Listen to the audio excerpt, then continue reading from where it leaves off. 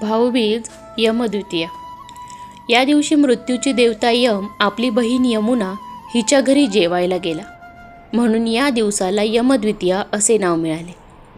या दिवशी बहीण भावाला ओवाळून त्याच्या दीर्घायुष्यासाठी प्रार्थना करते. तसेच या दिवशी यमतर्पण, यमदीपदान आणि यमाला प्रार्थना केली जाते. पुराण काळापासून चालत आलेले या सणाचे महत्त्व आणि साजरा करण्याची पद्धत जाणून घेऊया.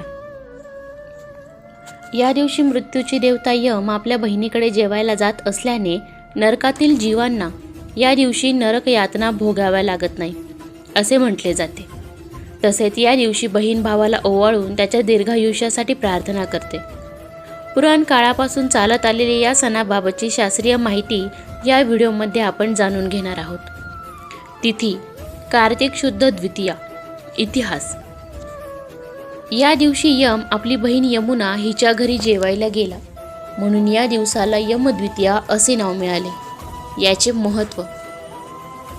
यम हा सूर्यपुत्र आहे. या तिथीला यमामध्ये असणारा तमोगुण अल्प होऊन त्याच्यातील सत्वगुण वृद्धिंगत होतो.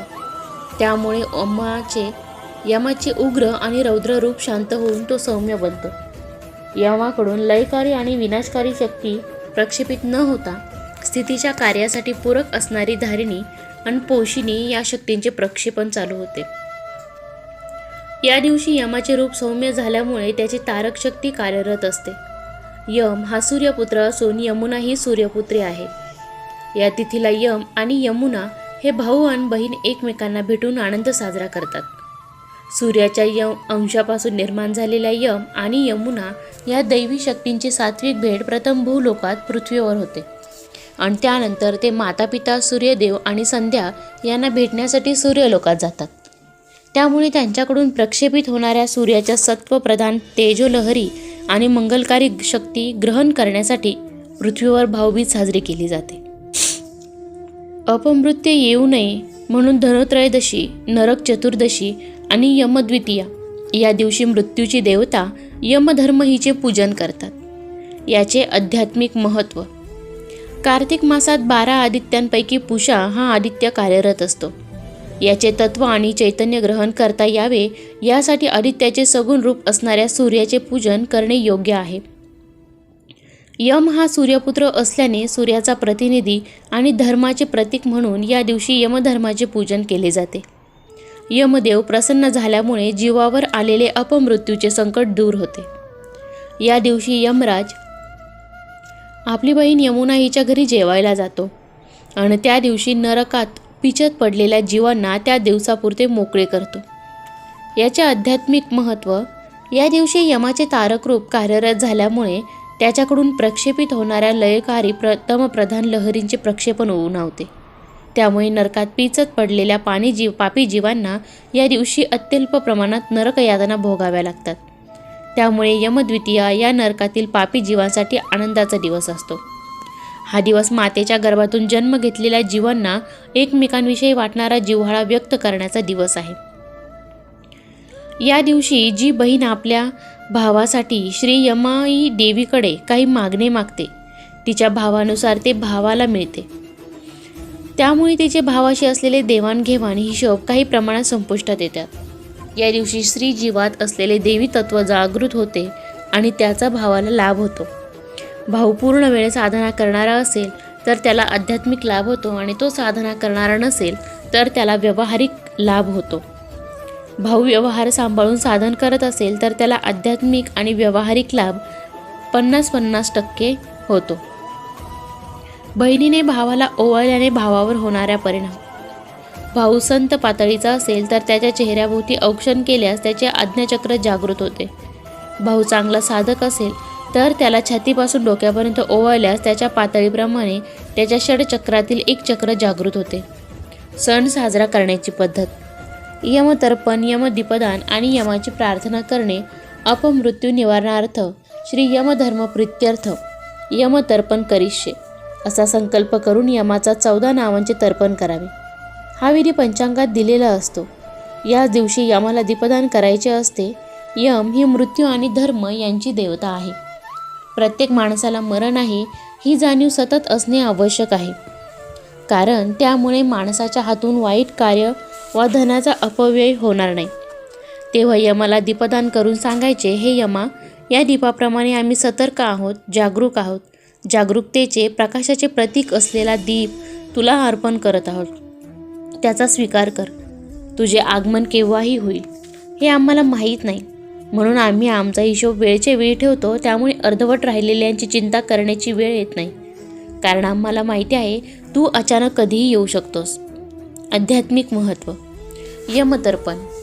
या दिवशी धर्मराज, पितृपती, समवर्ती, प्रेतराज, कृतांत, यमुनाभ्रांता, शमन, काल, दंडधर, श्राद्धदेव, वैवस्वत, अनंत, यमधर्म आणि औदुंबर या 14 नावांचे उच्चारण करून यमतर्पण केल्याने यमाच्या अधीन असणाऱ्या अतृप्त पितरांना आणि मृतात्म्यांना गती मिळते.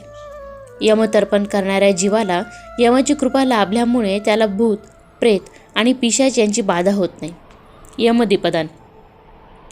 याला दीपरूपी अग्नीचा अंश अर्पण केल्याने त्याच्यातील तेजतत्व आणि सूर्याचा अंश जागृत होतात. त्यामुळे यमाची उग्रता उन्हावून सौम्यता म्हणजेच सात्विकता वाढू लागते. त्यामुळे त्याची उपासना करणाऱ्या जीवांवर तो लवकर कृपावंत होतो. यमाला प्रार्थना. धर्माचरणी आणि साधारणता असणाऱ्या जीवांनी यमाला केलेल्या प्रार्थनेने तो प्रसन्न होतो आणि जीवाला यमपाश अन उमदंड यापासून अभय प्राप्त होतो. यमधर्माच्या कृपाशीर्वादामुळे यमतर्पण, यमदीपदान आणि यमाला प्रार्थना केल्यामुळे उपासकाला आयुष्य, आरोग्य आणि धर्मज्ञान यांची प्राप्ती होते. याविषयी अधिक माहितीसाठी हा व्हिडिओ शेवटपर्यंत नक्की ऐका. यमतर्पण करताना 13 दिवे अर्पण का करावे? बहिणीने भावाला ओवाळणे. या दिवशी भावाने बहिणीकडे जावे आणि बहिणीने भावाला ओवाळावे. एखाद्या स्त्रीला भाऊ नसेल तर तिने कोणाही पुरुषाला भाऊ मानून त्याला ओवाळावे. ते शक्य नसल्यास चंद्राला भाऊ मानून ओवाळावे. या दिवशी कोणत्याही पुरुषाने स्वतःच्या घरी पत्नीच्या हातचे अन्न घ्यायचे नसते. त्याने बहिणीच्या घरी जावे आणि तिला वस्त्रालंकार वगैरे देऊन तिच्या घरी भोजन करावे. सख्खी बहीण नसेल तर कोणत्याही बहिणीकडे किंवा अन्य कोणत्याही स्त्रीला भगिनी मानून तिच्याकडे जेवावे. आध्यात्मिक महत्त्व. या दिवशी धर्मशास्त्राने भावा बहिणीचे नाते जोपासण्यावर विशेष भर दिलेला आहे. पुरुषाच्या मनात स्त्रीप्रती शुद्ध भाव निर्माण होऊन चित्तावरील कामवासनेचा विकार न्यून व्हावा, हाच या मागील उद्देश आहे. ज्याप्रमाणे आईचे मुलावर असणारे प्रेम निर्मळ असते, तसेच बहिणीचेही भावावरील प्रेम पवित्र असते. या प्रेमाची देवाणघेवाण होऊन एकमेकांविषयी कृतज्ञ भाव जागृत होण्यासाठी भाऊ आणि बहीण भाऊबीज साजरी करतात. भाऊबीजेला भगिनींना स्वसंरक्षणार्थ समर्थ करूया. कित्येक भगिनींवर आज बलात्कार होतो. कित्येकींचे संसार उद्ध्वस्त होतात. एकतर्फी प्रेमातून कित्येकींची उघड हत्याही होते. समाजाचा प्रेतवत म्हणजे क्षात्र धर्महीन मानसिकतेचे हे प्रतीक आहे. स्वतःमध्ये क्षात्रते जागवून शारीरिक आणि मानसिकदृष्ट्या सबळ होऊन आपण आपल्या भगिनींचे रक्षण केले पाहिजे.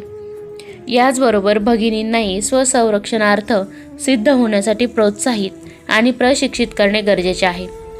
हीच त्यांच्यासाठी भाऊबीजेची खरी भेट ठरेल. दीपावलीच्या निमित्ताने समाज, राष्ट्र आणि धर्म यांसाठी काहीतरी करण्यासाठी यथाशक्ती पाऊल उचलले तरच हा सण खऱ्या अर्थाने साजरा होईल.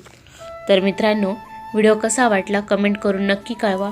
तुम्हाला जर काही प्रश्न असतील तर कमेंटद्वारे नक्की विचारा. आणि जर तुम्ही चॅनलवरती नवीन असाल तर चॅनलला सबस्क्राईब करायला विसरू नका. धन्यवाद.